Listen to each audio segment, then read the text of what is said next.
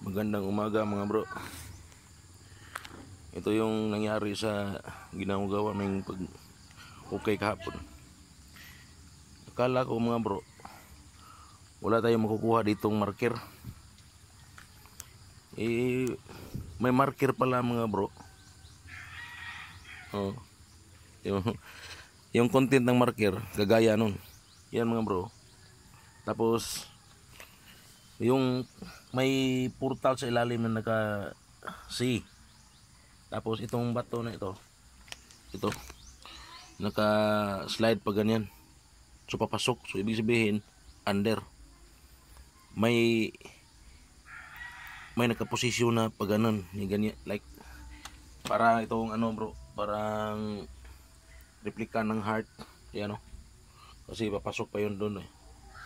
Tapos yung bato na yan, yung ano na yan, yung ship na yan, babangga dito. So tapos ito mga bro, at saka yan, makareplika na yan sa marker na portal C. Yan, may portal C din sa ilalim. Tapos ito mga bro, kareplika ng paa. Ayan mga bro. Tapos itong pointer niya, pag ganun, gaya nung pointer na nakasabit dyan, kaya lang hindi makita, pakita natin sa nakita sa video dahil binasag nila. So sinasabi ko lang may pointer kasi wala nang pointer dyan, binasag. Kagaya dito mga bro, yung pointer niya papasok din dito. So talagang may marker mga bro, kasi yung marker ito nakukuha nito mga bro, kareplika talaga mga bro sa paa. Yan mga bro, pag ganyan ang posisyon no, yan no, ganyan yung posisyon niya. Pag ganon tayo, ganyan yung posisyon, at saka ganito, kareplika talaga dyan, yan mga bro, parang paa. So positive. Tapos ito mga bro, naka-cove pag ganyan yung posisyon niya. So positive talaga mga bro, may kurba pa na kinukulit mga bro. Tapos ganyan yung posisyon niya. So positive mga bro.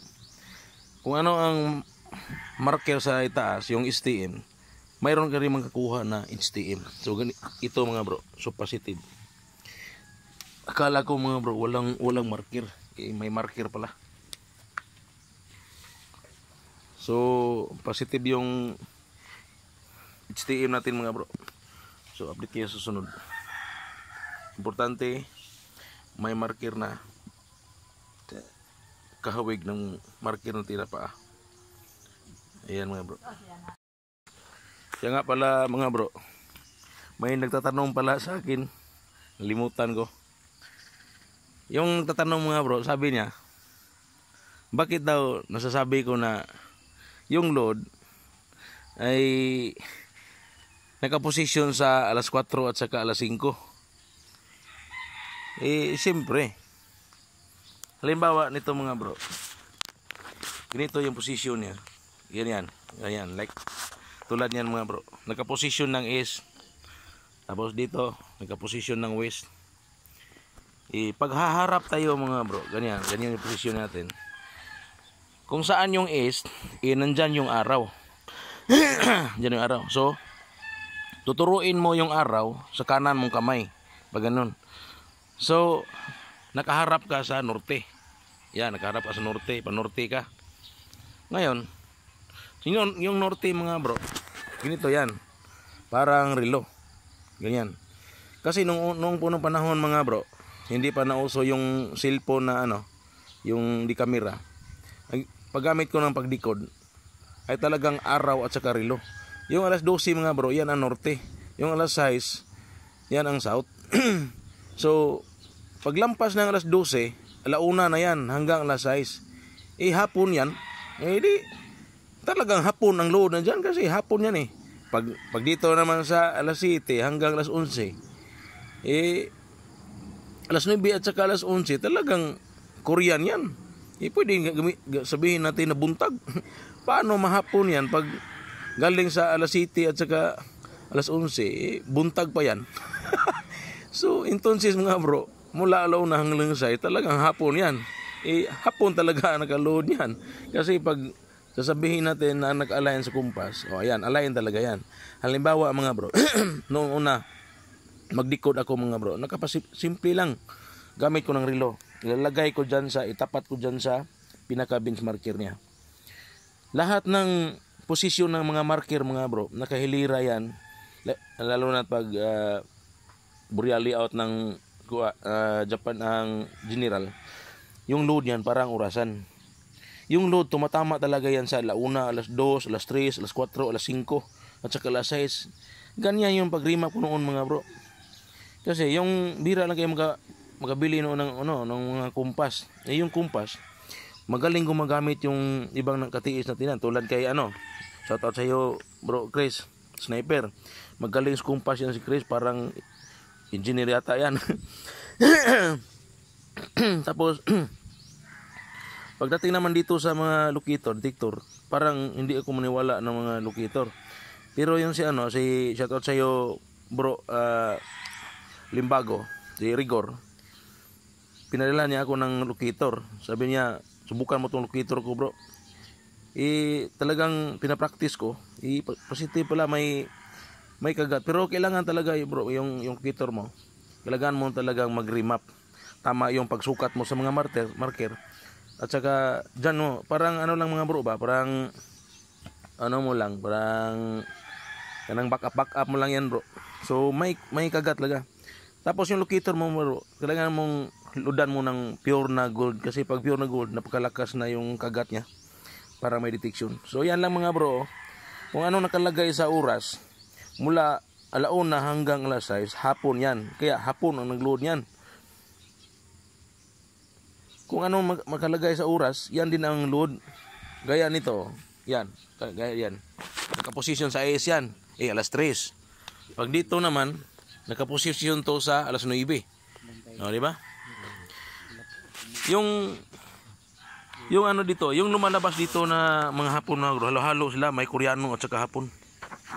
So, ang importante mga bro, may nakukuha natin yung replika. Ayan lang mga bro. Napakasimple lang yung pag-decode ko mga bro. Ganyan lang. Basta tansyahin nyo lang mga bro. Lahat ng mga markers, gaya niyan mga bro. Gaya nito mga bro. Gaya nito. Talagang inuukit yan. Ayan inuukit. Ito tinatabas. Ito rin tinatabas. Tapos may hole dito. Ayan may hole. Ayan naka-anchor. Pero nakakat ito kasi ginagaya ito dito. So ibig sabihin yan dito. Tapos dito sa itaas mga bro, talagang sinasadya kinakat. Ayan mga bro, nakakat. Kasi lahat ng marker dito sa lugar na to mga bro, tabas talaga, may kinakat. Gaya nito, parang nature lang. Pero hindi yan nature mga bro. Tapos tatapatan mo ito ng kumpas.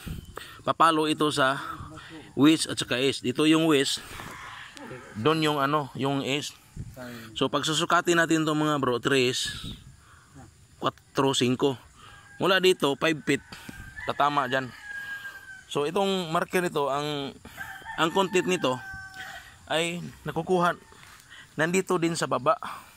Yung content ng marker na yan, yung bato na yan. Yan yan yung lagi sinasabi ko sa inyo. Kung anong marker sa taas, may special na marker din makukuha sa ilalim. So nagtataka ako dito. Akala ko walang marker kasi direkta tayo may marker pala. So positive kasi may replika rin Parang paa rin. Ayan Kagaya niyan mga bro. Di ba? So positive pala mga bro, may marker pala dito. So siguro pag withdraw nila parang kina-open cut nila dito. Siguro yan ang ginagawa nila. Kasi may marker pala.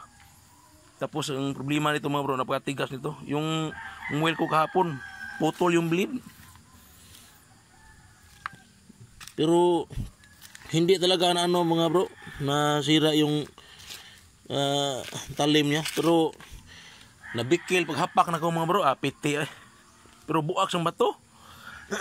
Ito mga bro, itong content ng mga bro, kahapon. Ito mga bro, talagang masa. Ang nangyari ito mga bro, sinunog ng bato na yan mga bro. Tapos itong sa gitna talaga, hindi na puruhan ng ano, ang ginagamit ng pagsunog ng bato dito mga bro, sa lugar na ito mga bro, ay carbon. Kaya yung bato parang nagiging uling. O yan mga bro. Positive yung site natin. May marker pala. Basta tandaan nyo mga bro yung sinasabi ko. Simple lang yung pagdikod. Kung yung mga marker kasabay sa nature pero may ginagawa talaga yan. Tapos naka-align yan. So yan ang tandaan nyo. Napaganda itong ano natin. Portal talaga yan mga bro, tunnel. Ayan mga bro. Update kayo susunod.